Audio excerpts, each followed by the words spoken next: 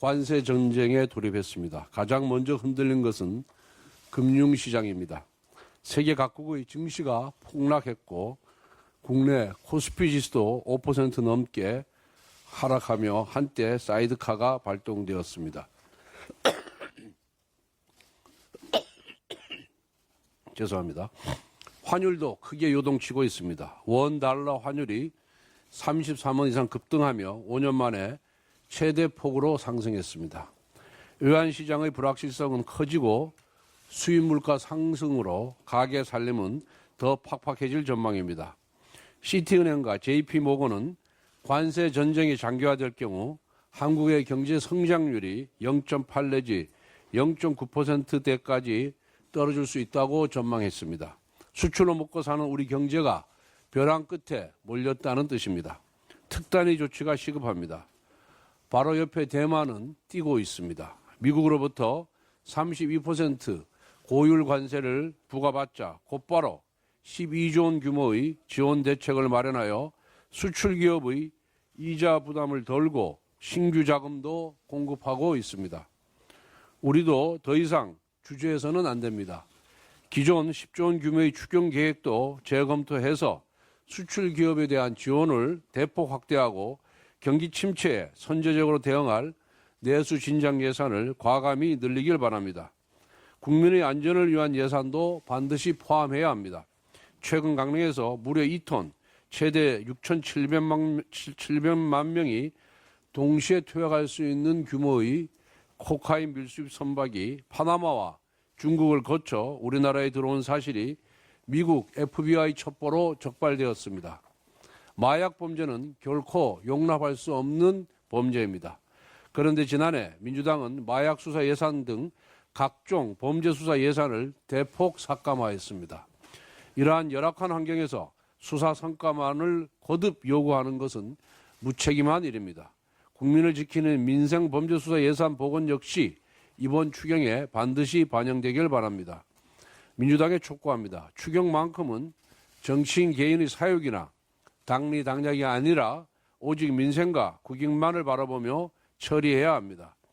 작년 말 예산을 일반 삭감했을 때부터 입벌추, 입만 열면 추경을 말하던 이재명과 민주당은 이제 그 말에 책임을 져야 합니다. 지금 민주당은 전 국민 25만 원 현금 살포가 포함된 추경만을 줄기차게 요구하면서 추경을 정략적 도구로 이용하려는 생각뿐입니다. 민생과 경제 위기는 안중에도 없습니다. 국민의힘은 4월 내에 추경 통과를 최우선 과제로 삼고 있습니다.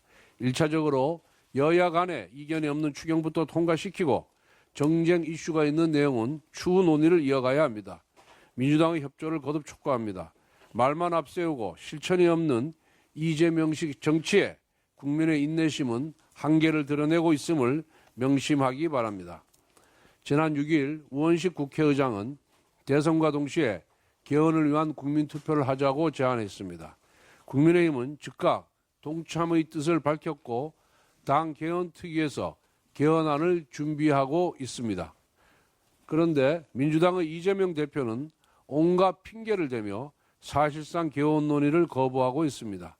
나아가 친명 세력은 우원식 의장을 향해 의장놀이 중단하라, 개헌은 개헌아 줘라며 그건까지 내뱉고 있습니다. 지난 2022년 9월 이재명 대표는 교섭단체 대표연설에서 국회 개헌특위 구성과 개헌안 국민투표를 공식 제안한 바가 있습니다. 최근 정대철 헌정 회장과의 통화에서는 조기 대선 이전에 개헌을 하겠다는 뜻을 밝히기도 했다고 합니다. 그런데 막상 개헌 논의가 본격화되자 안면 몰수를 하며 개헌 논의를 거부하고 있습니다. 이재명 대표는 개헌 논의가 국론 분열을 부를 수 있다고 했습니다. 하지만 29번의 연쇄 탄핵과 각종 악법 폭주로 국론 분열을 획책한 장본인이 누구입니까? 바로 이재명 세력입니다. 누구도 납득할 수 없는 궁색한 변명입니다.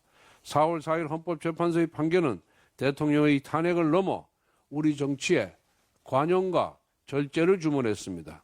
대통령의 계엄이 권한의 남용이라면 민주당의 연쇄 탄핵도 권한의 남용입니다.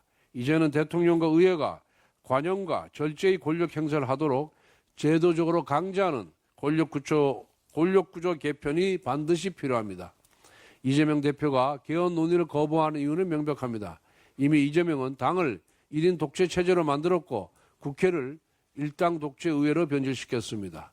그리고 이번 조기 대선에서 승리하여 대통령까지 되려고 합니다. 즉 양손에 의회와 정부를 쥐고 총통처럼 절대 권력을 휘둘러 보겠다는 것입니다.